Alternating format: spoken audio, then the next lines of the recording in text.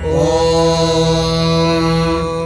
हिरण्यवर्णाम् हरिणीम् सुवर्णरजतस्रजाम् चन्द्राम् हिरण्मयीम् लक्ष्मीम् जातवेदो महावः ताम् महावः जातवेदो लक्ष्मीमनपगामिनीम् यस्याम् हिरण्यम् विन्देयङ्गामश्वम् पुरुषानहम् अश्वपूर्वाम् रथमध्याम् हस्तिनादप्रबोधिनीम् श्रियम् देवीमुपह्वये श्रीर्मा देवीर्जुषताम् कांसोऽस्मिताम् हिरण्यप्राकारामार्द्राम् ज्वलन्तीम् तृप्ताम् तर्पयन्ते।